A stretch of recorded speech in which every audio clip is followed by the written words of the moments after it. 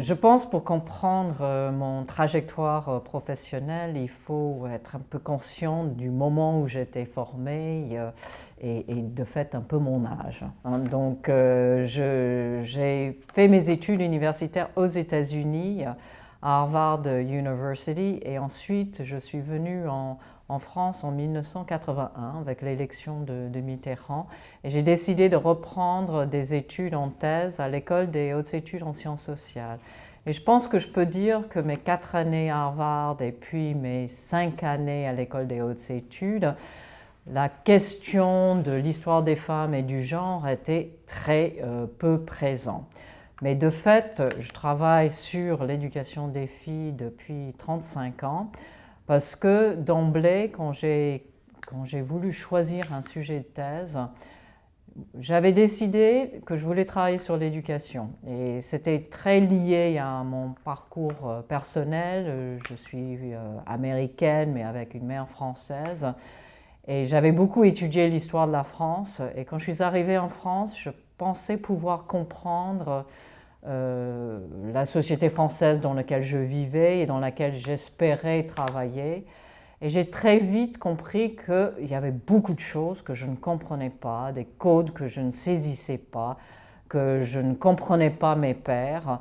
Et j'ai décidé très tôt que c'était l'éducation qui allait me permettre de comprendre cette société dans laquelle j'avais envie de m'insérer.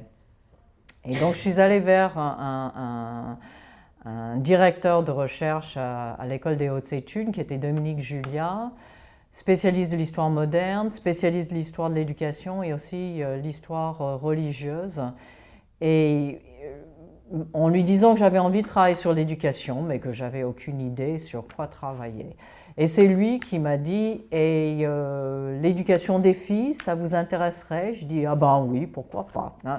Et donc l'histoire de l'éducation des filles, qui en fait m'a jamais quittée depuis 35 ans, c'est un peu le hasard de cette rencontre avec cette personne qui s'est sans doute dit qu'il n'y avait pas beaucoup de choses sur l'éducation des filles, que c'était bien de me lancer sur ce sujet. Il ne me connaissait pas, il ne savait pas si j'irais au bout, il ne pouvait pas imaginer que j'allais passer autant de temps à m'intéresser à ça. Et du coup, j'ai commencé à travailler sur l'histoire de l'éducation des filles à un moment où l'histoire des femmes démarrait en France depuis quelques années, mais j'étais très peu conscient dans un premier temps que mon sujet croisait l'histoire des femmes. Il a fallu que je rencontre Michel Perrault et son séminaire qui avait lieu à Jussieu le lundi soir pour que je commence à comprendre qu'il y avait un champ de recherche sur les femmes et que mon sujet sur l'éducation des filles était en plein dans ce sujet.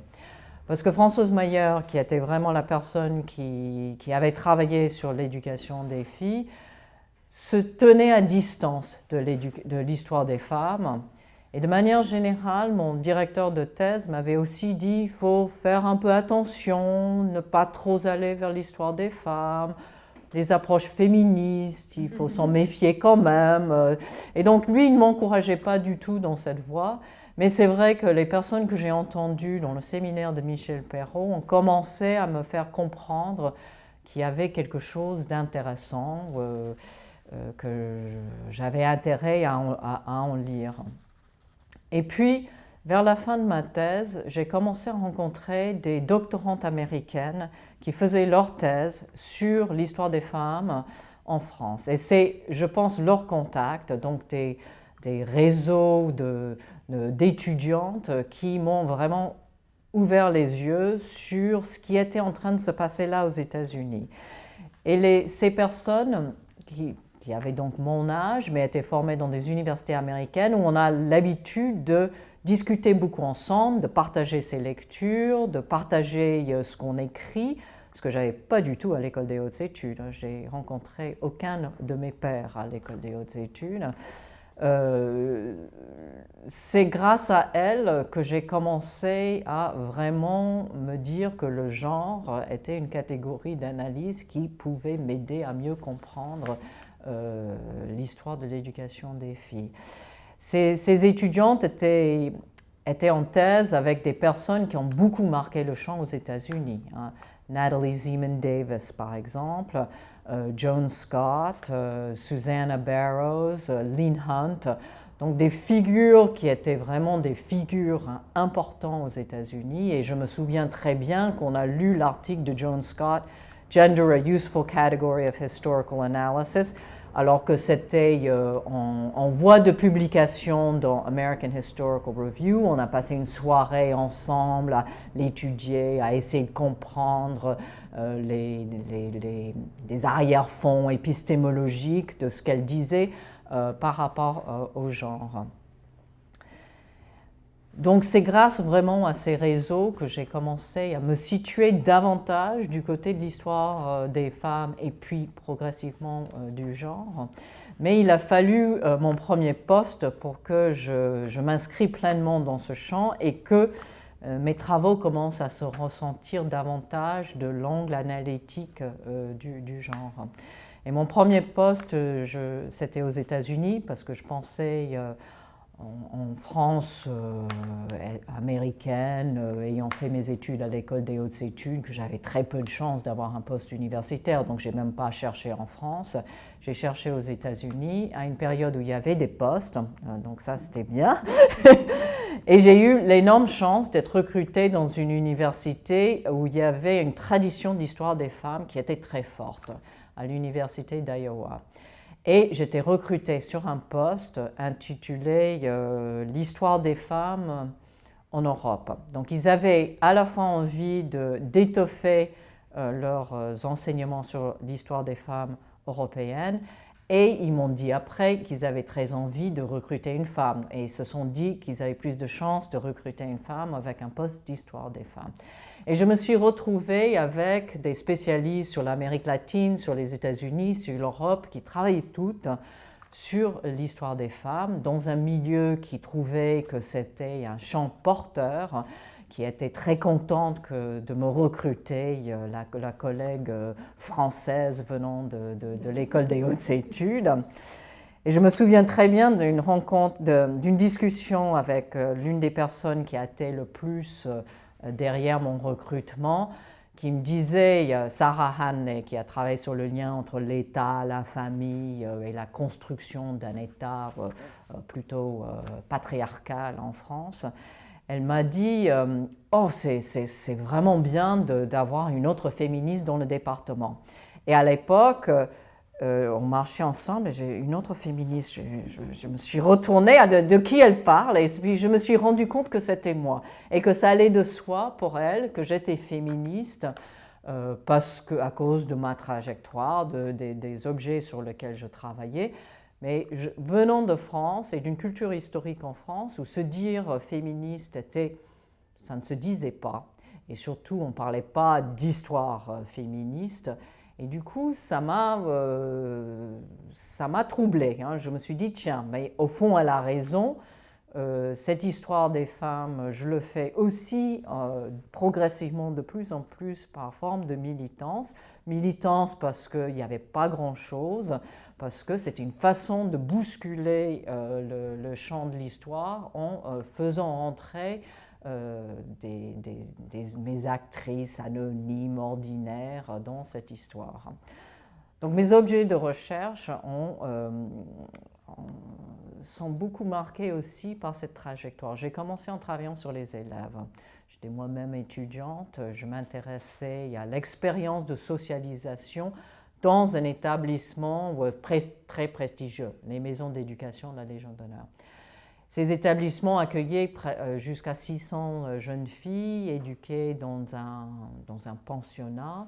Et j'ai été à ce moment-là très marquée par Foucault, comme tout historien de l'éducation qui se respecte, le poids disciplinaire de l'institution. Mais là, je pense que l'histoire des femmes et du genre est entrée aussi par le biais de Michel de Certeau, de se poser un peu les questions des effets, de se dire que ces jeunes filles ne sont pas simplement écrasées par l'institution dans laquelle elles sont, mais qu'elles ont des marges de manœuvre que je ne saisissais pas beaucoup tant que j'étais dans une approche très quantitative, parce que j'ai J'avais 2500 élèves avec 110 variables, j'ai fait des énormes traits croisés, j'ai fait des analyses factorielles pour essayer de comprendre les trajectoires. J'avais énormément de données très exceptionnelles pour le 19e siècle en France sur les origines sociales, les origines géographiques, le salaire du père, la trajectoire scolaire de la jeune fille, le nombre de prix qu'elle avait, que les filles obtenaient. Je savais vraiment beaucoup de choses sur l'expérience d'enseignement des jeunes filles. J'avais des lettres des parents, je savais le rapport avec l'institution, je connaissais le nombre de maladies qu'elles pouvaient avoir, etc. Mais tout ça là, c'était un peu sans beaucoup d'âme. Et le sous-titre de ma thèse était de la sociologie scolaire à la construction des identités. Et donc, la fin de ma thèse était centrée sur l'analyse très qualitative d'un journal intime d'une jeune fille qui a, pendant 6 ans, gardé un journal qui a été parfois confisqué, détruit. Visiblement, elle réécrivait son journal après confiscation. Un journal que j'ai découvert tout au début de mes études, que j'ai trouvé franchement pas très intéressant parce que la vie d'une pensionnaire n'est pas palpitant. Mais à la fin de mes études, j'ai commencé à m'intéresser à ces mini-transgressions de la règle qu'on pouvait voir, la manière dont elle s'appropriait les savoirs scolaires pour des usages plus privés. Qu'est-ce qu'elle fait, cette jeune fille, pour tisser des liens dans le pensionnat? Elle apprend par cœur Racine pour déclamer Racine avec des copines dans les cours de récréation. Et elle décrit ça. Donc c'est vrai que c'est très émouvant sur la manière dont on essaye de se construire en tant que jeune fille, adolescente, dans un univers qui est très très anonyme. Et puis j'ai terminé avec une étude très attentive sur ces pratiques d'écriture. Le fait de vouloir consigner son expérience dans le pensionnat pendant ces années où elle voit sa famille 3 fois. Dans 6 ans, parce que sa famille est en Algérie. Et donc, du coup, j'ai vraiment passé beaucoup de temps à la fin de ma thèse à essayer de comprendre ce que j'appelais la construction d'une identité féminine, avec, c'est vrai, une tendance à ne pas assez comparer avec les hommes, parce qu'il n'y avait pas beaucoup d'études de ce type sur les hommes. Et parce que j'étais vraiment, je pense, aussi dans une forme d'interrogation de qu'est-ce que c'est l'expérience de socialisation profonde qu'on peut avoir dans un pensionnat. Mais quand j'ai été recrutée prof, j'ai pendant un moment pensé que je voulais continuer à travailler sur ce type de récit intime. C'est le moment où Philippe Lejeune travaillait beaucoup sur ce qu'il appelait le mois des demoiselles. Et j'ai un peu continué dans ce sens-là. Mais au bout d'un moment, j'ai commencé à être plus intéressée par les expériences de l'enseignant. Et je ne pensais pas sans lien avec le fait que j'étais moi-même enseignante, avec le travail de l'enseignant. Aussi peut-être avec le constat que c'est très difficile de comprendre les individus. Et qu'au fond, j'avais plus envie de comprendre les groupes. Et que c'était par les enseignantes que j'allais pouvoir avoir une vision un peu plus large, une capacité de monter en généralité à partir des enseignantes. Mais j'avais aussi envie de rester sur des enseignantes qui étaient moins étudiées, pas le secteur public, pas la Troisième République qui était le mieux connu. Françoise Mayer avait fait ses travaux avant moi. Alors c'est à partir de cette expérience d'enseignante que j'ai voulu repartir un peu sur les traces de ces enseignantes anonymes du 19e siècle, très difficiles à traquer. J'aime beaucoup faire des puzzles, je pense que ça se ressent dans le type d'histoire que j'ai envie de faire. Je suis partie dans des archives très différentes.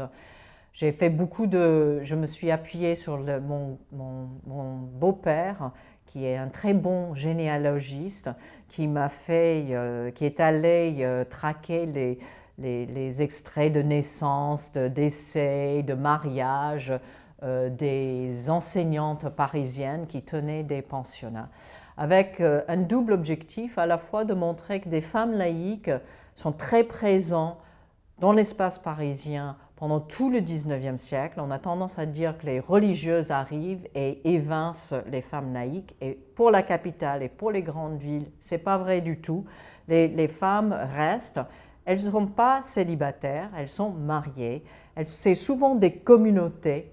Donc là, la sociologie m'a aidé à mieux comprendre ces couples d'enseignants, souvent, où l'homme, qui pouvait par ailleurs avoir un établissement scolaire lui-même, pouvait faire des cours à l'intérieur de ces établissements.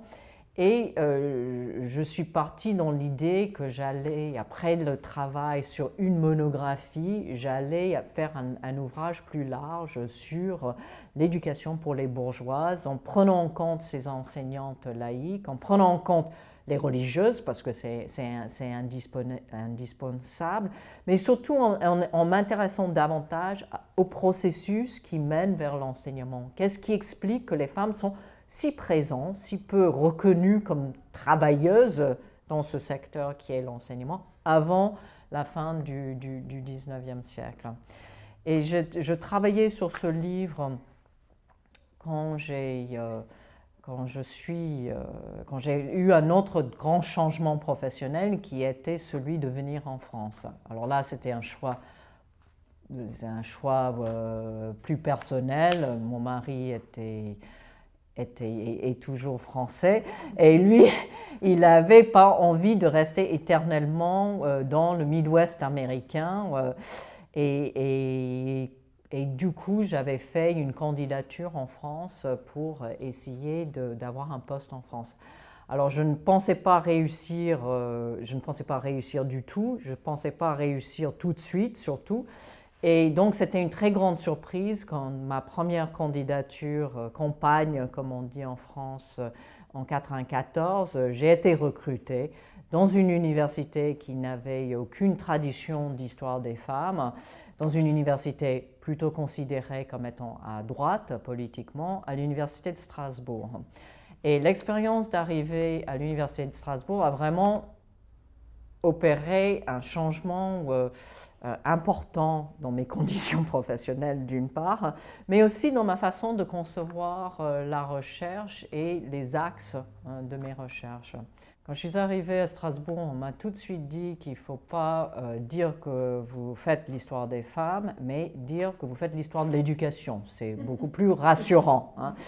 Et du coup, j'ai tout de suite commencé à faire des cours de l'histoire de l'éducation. Évidemment, mon histoire était mixte, il y avait les garçons et les filles. Ça avait beaucoup de succès auprès des étudiants.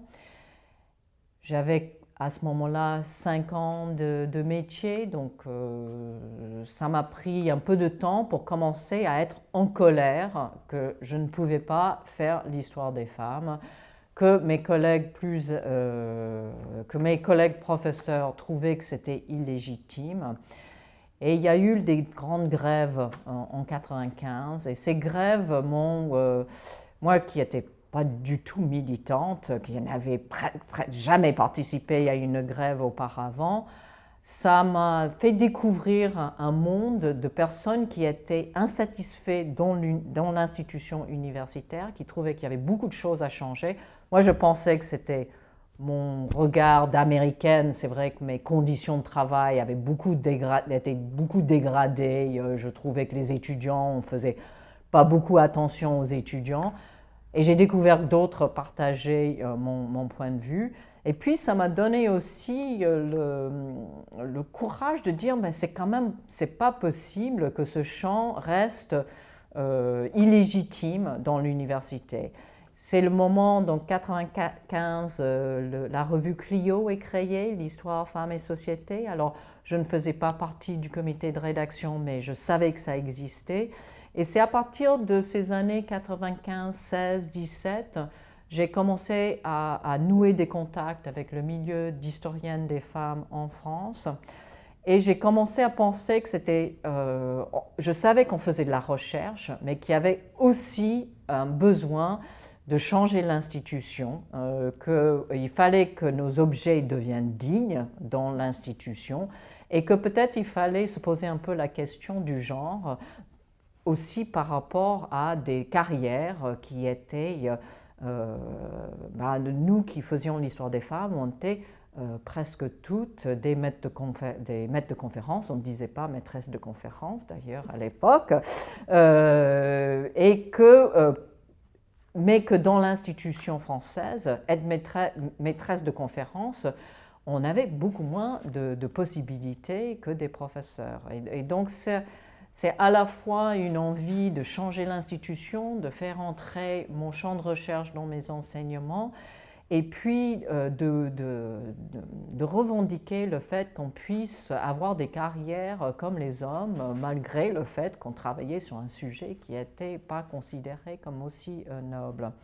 Et du coup, j'ai vraiment saisi le collectif, qui était quelque chose que je ne connaissais pas aux États-Unis. Il n'y a pas de recherche collective. Mais en France, on nous oblige à faire de la recherche collective. On est inscrit dans des laboratoires. Et j'ai saisi l'occasion, soufflé par mon président, mon président d'université, qui avait très envie de voir émerger l'histoire des femmes ou des perspectives sur le genre à l'institution, de présenter un projet de recherche collectif dans une maison des sciences de l'homme qui venait de se créer. Et donc on n'a eu aucun problème à être financé et j'ai réussi à réunir un groupe interdisciplinaire des civilisationnistes, des personnes travaillant sur l'Allemagne, sur la Russie. J'avais une mathématicienne, il y avait des gens en sciences de l'éducation, il y avait des sociologues, il y avait moi comme historien. Et on a dit, bon, il faut qu'on fasse quelque chose ensemble. Et donc, dans un premier temps, on avait un projet un peu qu'on intitulait « Les femmes et les politiques éducatives ». Mais à vrai dire, ce qu'on faisait vraiment, c'était, on essayait de faire changer l'institution, on organisait des événements autour du 8 mars, on faisait des enquêtes sur la place des femmes à l'université, on essayait de rendre un peu visible la question des femmes et du genre dans l'institution.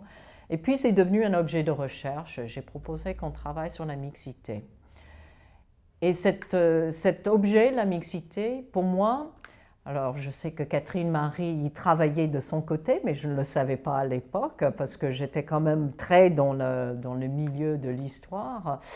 Je suis venue vraiment parce que j'étais américaine, je lisais beaucoup l'histoire américaine et britannique, je savais dans le champ de l'histoire de l'éducation qu'on travaillait sur la mixité, mais que moi, je ne m'étais jamais posé cette question pour l'histoire française, en partie parce qu'on n'y travaillait pas du tout. Et du coup, on a organisé deux journées d'études ou séminaires internationaux autour de la mixité, en faisant venir des étrangères, des Allemandes aussi. Alors, j'avais étudié l'allemand, mais pas assez bien pour le travailler, mais étant là frontalière, c'était intéressant d'associer les Allemandes aussi. Et on a organisé ces deux séminaires, nous ont donné l'occasion de réfléchir collectivement et de manière interdisciplinaire à ce que ça fait la mixité en termes de rapport de sexe au sein des institutions. Et c'est à partir de cette expérience que j'ai commencé à connaître les sociologues travaillant sur le genre. Michel Ferrand, on l'avait invité, elle nous a fait un chapitre sur la mixité à l'école normale supérieure. On a invité j'ai commencé à mieux connaître les sciences de l'éducation que je ne connaissais pas du tout en invitant Nicole Mosconi pour faire le postface de notre livre. Geneviève Fraisse est venue pour faire l'introduction d'une des journées, donc j'ai découvert son approche plus philosophique.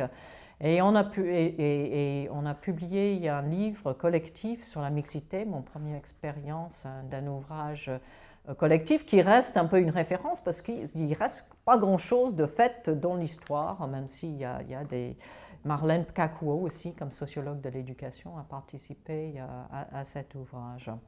Ce projet sur la mixité, on s'appelait notre groupe Mauvais Genre. Hein, et ça a été aussi des rencontres interdisciplinaires ou pluridisciplinaires. C'était l'expérience de la recherche collective, un peu militant aussi, pour faire entrer ce champ dans une nouvelle maison des sciences de l'homme à Strasbourg. Mais c'est aussi pendant cette expérience que j'ai eu mes premiers grands déboires professionnels où j'ai voulu passer professeur. Et donc j'avais fait une habilitation à partir de mon travail sur ces enseignantes. Et je pensais avoir toutes mes chances d'avoir un poste de prof qui se libérait à Strasbourg. Et je pensais avoir d'autant plus de chance que j'étais très active dans l'université, j'étais élue dans les instances, je faisais la recherche collective comme il fallait, je dirigeais une équipe en histoire qui travaillait sur la question de l'espace. Et puis, je n'ai pas été élue. Hein, et là, j'ai pas été élue pour des raisons, je pense, principalement politiques. Il y avait un comité très divisé avec des personnes qui voulaient surtout pas de l'américaine, un peu trop active. J'étais vice-présidente de l'université aussi. Hein, je m'occupais des relations internationales. Et comme maître de conférence, c'était quand même, j'étais clairement vue comme faisant trop de choses pour quelqu'un à mon niveau. Hein. Et du coup, je n'ai pas eu le poste, ça a été un énorme choc pour moi. Ça a été un gros choc pour toutes les personnes avec qui je travaillais. C'était beaucoup les instances de l'université. Et donc mes amis se sont mobilisés pour casser la décision du comité de recrutement, ce qui était rétrospectivement une mauvaise idée, hein, parce que je me suis fait beaucoup d'ennemis, alors que je suis quelqu'un de relativement consensuel, mais je me suis fait beaucoup d'ennemis, des personnes qui voulaient très bien de moi comme maître de conférence, mais pas comme professeur. Et du coup, j'ai aussi compris que passer prof, on passe prof pour son mérite, pour l'excellence de sa recherche, mais il y a beaucoup d'autres choses qui jouent. Et là encore, j'ai vraiment eu l'impression que le fait que je travaillais sur un sujet qui restait encore un peu illégitime et que le fait que je cherchais c'est pas que je cherchais le pouvoir, mais que j'étais très actif dans des activités universitaires, que c'était quelque chose qui me portait tort. Et du coup, mon forme de militantisme institutionnel s'est accrue après ces années. Mais ça m'a pris du temps à trouver un poste. Et j'ai finalement trouvé un poste en sciences de l'éducation à Paris en 2005, qui était par beaucoup de côtés une grande chance pour moi, parce que c'était quitter un milieu qui m'avait beaucoup nourri, mais qui m'avait aussi beaucoup meurtri en quelque sorte. Et c'était aussi l'occasion de découvrir les sciences de l'éducation que je ne connaissais pas du tout. Et donc, obligé de repenser son enseignement avec des effets sur les objets de recherche aussi, tout ce qui était pratique d'enseignante et la manière dont quelqu'un comme Nicole Mosconi pense les effets de genre sur les pratiques d'enseignement, le fait que les enseignants en France ne se voient pas comme enseignantes ou enseignants hommes, mais neutres, et que du coup les impensés du genre sont très très prégnants. Ça m'a fait beaucoup réfléchir à ce genre de choses, à la fois dans mes recherches et dans mes enseignements. Le fait de passer prof en France change énormément de choses. Hein. J'arrivais à Paris, qui est quand même le summum. On est regardé autrement quand on vient de Paris. Alors, certes, j'étais dans un champ disciplinaire minoré. Hein. Les sciences de l'éducation, c'est une nouvelle venue dans les disciplines, donc moins bien respectée. Mais au fond, je n'ai pas beaucoup senti ça pour moi, parce que je venais comme historienne, qui est une discipline noble, et vu de l'étranger, j'étais historienne à Paris, dans une université qui a l'étiquette Sorbonne, ce qui fait beaucoup de choses. Et tout d'un coup, je devenais visible pour beaucoup de personnes pour qui je n'étais pas visible avant. Et donc, du coup, mon intuition que l'institution, il faut toujours le travailler en même temps que ses champs de recherche, s'est vraiment révélé très vrai. Et c'est à partir de ce poste, en 2006, que j'ai commencé à être très impliquée dans beaucoup de réseaux. J'étais déjà, depuis 2000, dans Mnémosyne. Alors Mnémosyne, c'est l'association qui a été créée pour promouvoir l'histoire des femmes et du genre. Et j'ai été secrétaire pendant 8 ans. J'ai édité le bulletin annuel et du coup, j'étais connue par tout ce milieu parce que tout le monde recevait des emails de moi. Mais une fois à Paris, j'ai été aussi pris dans le comité de rédaction de Clio à partir de 2005. Donc je commençais à être aussi dans la revue d'histoire des femmes et du genre en France. Et du coup, là, j'ai commencé à beaucoup m'investir dans la rédaction de la revue autour de sujets qui n'étaient pas les miens, mais qui annonçaient un peu des déplacements, d'interrogations de ma part. Donc j'ai coordonné en particulier un numéro avec Françoise Thébault sur les voyageuses, avec l'idée que les déplacements dans l'espace, c'est aussi très important pour comprendre l'histoire des femmes. Et moi-même, je m'intéressais à des enseignantes voyageuses. Donc j'avais fait des conférences sur des traveling teachers, ces femmes qui n'ont pas un statut très grand en France, mais en allant s'installer dans des pays coloniaux, dans les colonies ou dans des pays étrangers, transportaient des aspects de la culture française, transmettaient la langue française en particulier.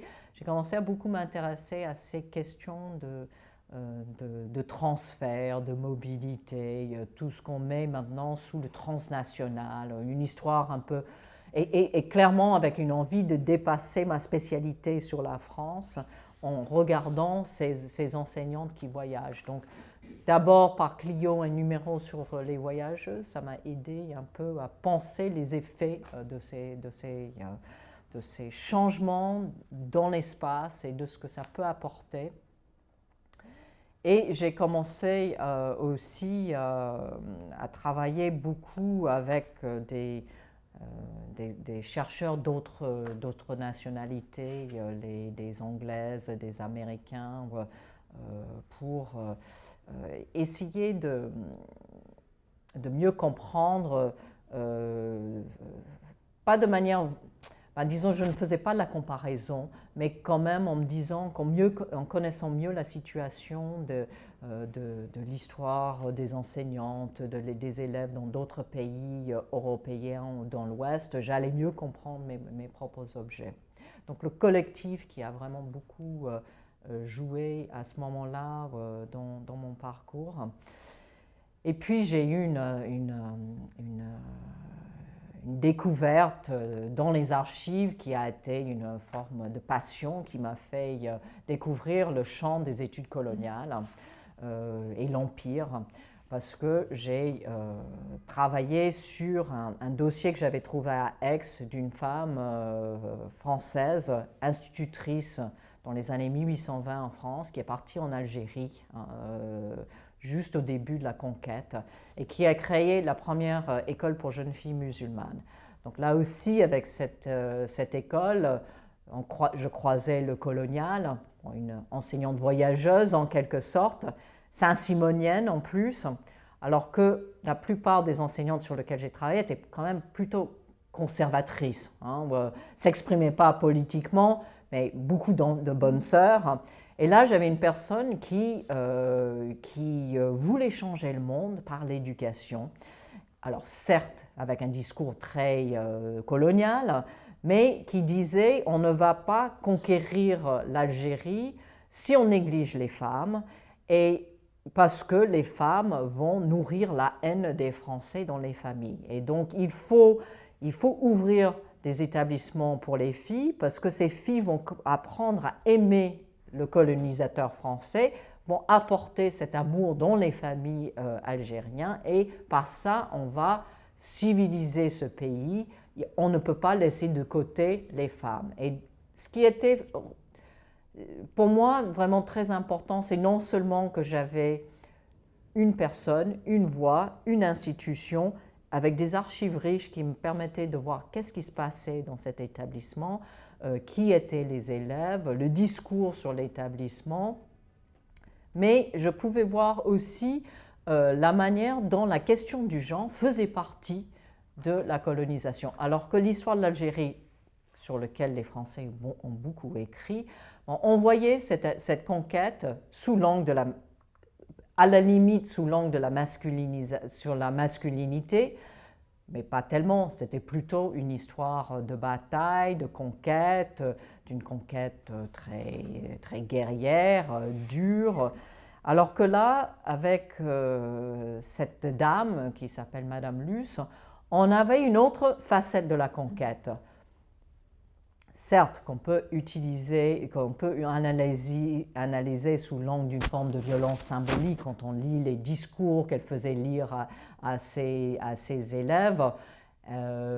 C'est très fort. Hein.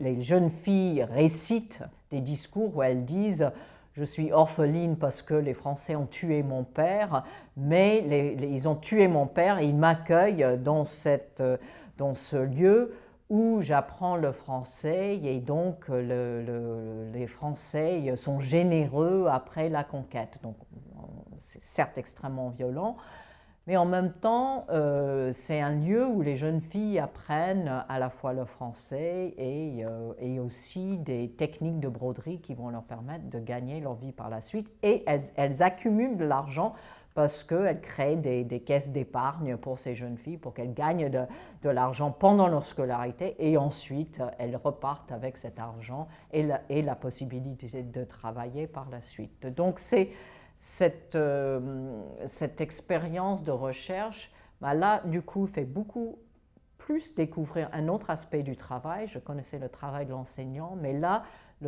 la manière dont on apprend aux jeunes filles à travailler, et qui fait beaucoup écho à ce que j'ai pu présenter ici dans le séminaire, ça m'a fait découvrir ces lieux qui sont des ouvroirs, qui sont des endroits où on peut les voir comme des lieux où on exploite les jeunes filles, mais que j'ai plutôt analysé sous l'angle de la transmission de techniques, parce que je peux voir dans les archives la manière dont on recherche des façons anciennes de faire la broderie, perdues avec la colonisation, et la manière dont les femmes françaises ont voulu faire préserver des techniques anciennes de travail, notamment de broderie, utilisant le soie et les matières précieuses, et la manière dont ça a permis aussi de préserver un patrimoine féminin,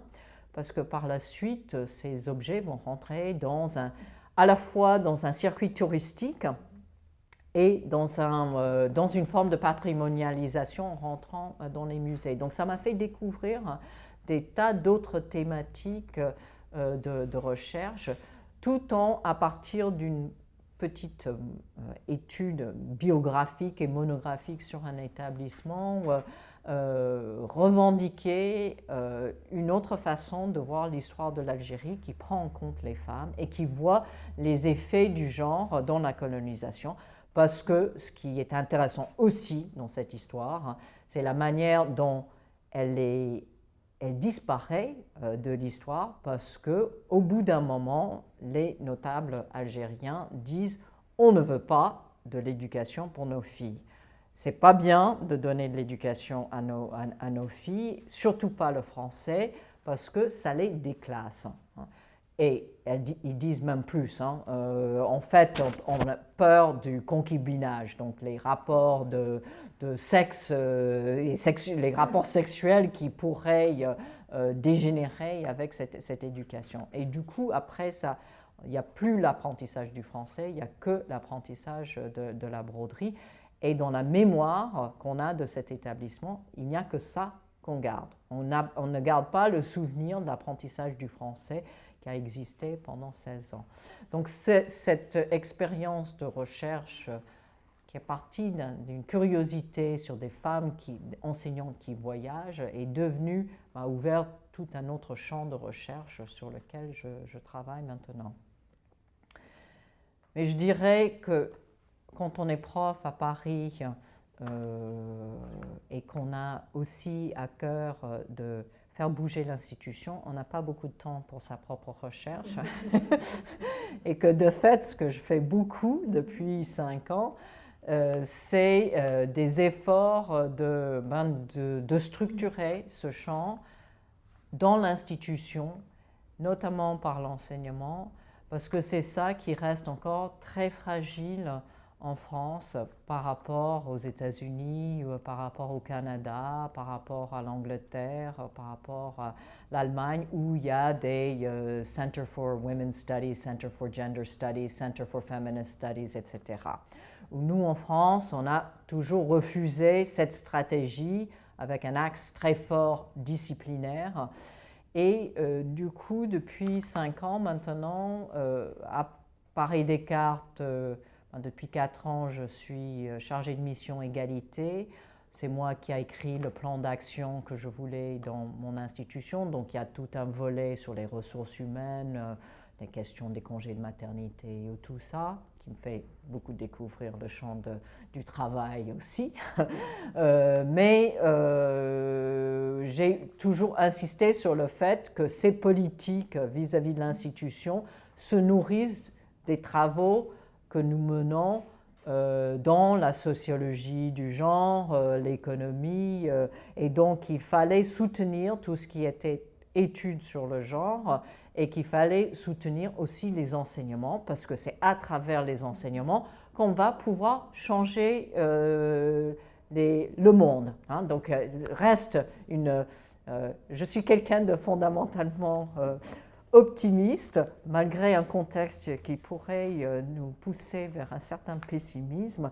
Mais je pense quand même que l'université, si c'est les étudiants qui vont aller dans le travail, si ces enseignements ne sont pas dans l'université, on va attendre des siècles et des siècles pour vraiment changer le monde. Et donc, du coup, mon action comme chargée de mission a été beaucoup pour soutenir tout ce qui était enseignement et travaux sur le genre. Et c'est dans ce contexte qu'on a organisé un colloque en 2014 sur les femmes dans le monde académique, où moi je ne travaille pas sur l'enseignement supérieur, mais avec l'idée qu'il faut vraiment faire connaître tous ces travaux sur les femmes dans le monde académique. Donc un livre qui va sortir en septembre avec une éblouissante conclusion par Catherine Marie et aussi une expérience de travail collectif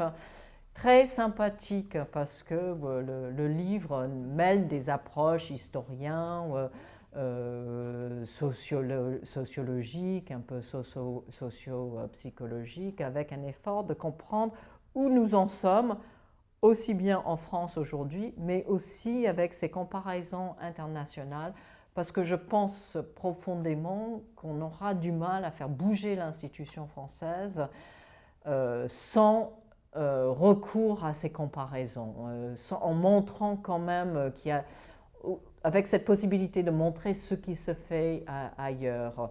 Je pense d'ailleurs que l'Europe nous a été très utile pour ces combats par rapport à l'égalité au sein de l'institution. 6 ou 7 ans, c'était très peu entendu. Et maintenant, toutes les universités sont obligées, il y a une loi qui les oblige maintenant à avoir une charge de mission sur l'égalité. Et on sent que c'est une thématique qui est politiquement entendable, on peut l'entendre, et que les choses bougent. Donc à partir de 2012, je suis chargée de mission. Au bout de 4 ans, je me rends compte que c'est un type d'activité que j'aime vraiment pas tant que ça, hein, c'est agir sur la politique de l'université. Je trouve que je suis meilleure comme chercheuse ou comme enseignante que de faire ce genre de choses. Et à ce moment-là aussi, il y a eu beaucoup de changements institutionnels qui m'ont donné de nouvelles opportunités. Donc d'une part, dans mon laboratoire, je suis dans un laboratoire de sociologie, le CERLIS, est arrivée Margaret Marouani et le réseau MAGE et la revue Travail, Genre et Société. Et donc, dans mon environnement proche, et à ce moment-là, Margaret, ou sans doute le comité directeur, m'a demandé de rentrer dans le réseau MAGE, et j'ai connu cette ouverture à la fois disciplinaire mais internationale, mais plus axée sur un objet de recherche qui est le travail. Et puis, il y a eu des regroupements universitaires qui nous ont semblé aussi être une occasion de faire connaître la richesse en termes de recherche et d'enseignement sur le genre. Donc, on a créé une structure qui n'est pas encore très visible, mais qui commence à avoir un peu de consistance, qui est la Cité du genre, avec une idée qui est très complémentaire de ce que fait le MAGE, c'est-à-dire le MAGE a toujours voulu produire des recherches utilisant le genre pour avoir un regard critique sur le marché du travail, mais avec une volonté aussi de faire connaître dans la société civile, avec une volonté de changer cette société, les résultats de ces recherches. Donc des activités, les amphis du MAGE, où on attire beaucoup le monde associatif qui viennent entendre parler de la politique des quotas ou le genre dans la ville, et donc qui font connaître plus largement qu'à un public universitaire ce que nous faisons dans le MAGE. Et la Cité du genre a beaucoup cette même ambition, hein, d'irriguer les enseignements par le genre, donc transformer nos étudiants, mais aussi avoir un lien vers la société civile. Parce que je pense, après 35 ans de recherche sur l'éducation des filles, à peu près certaines que ces recherches, certes, ont une petite résonance avec les spécialistes sur l'histoire des femmes, l'histoire de l'éducation, mais que les travaux que j'ai faits qui ont le plus d'impact sont ceux où j'essaie de m'adresser à un monde non académique. Donc j'ai publié avec Françoise Thébault en 2010 un livre qui s'appelle « La fabrique des filles », avec beaucoup d'archives, beaucoup d'images, relativement peu de texte, mais le texte est un texte très pensé, parce qu'on a voulu, voilà, quand on essaie de comprendre la manière dont le genre fabrique les filles dans le système scolaire, dans les familles, par le biais des lectures, dans les activités hors scolaires, en fait, on peut, par les archives et les images, raconter une histoire qui est assez parlant. Et ce livre-là, on m'a invité dans les radios, à la télévision, on a fait des comptes rendus dans le grand public, et mes étudiants le lisent. Ils ne lisent pas Les bourgeois au pensionnat, qui est plus de 300 pages, qui est complexe, qui oblige à vraiment connaître l'histoire de la France, etc. Mais ils sont prêts à lire quelque chose qui est très court, qui est joli et qui leur parle. Et je pense au fond, alors je n'aurais jamais voulu faire que ce genre de livre, mais ce genre de livre est possible qu'à partir des recherches que j'ai faites, et que de plus en plus, je pense, c'est important d'essayer de faire les deux.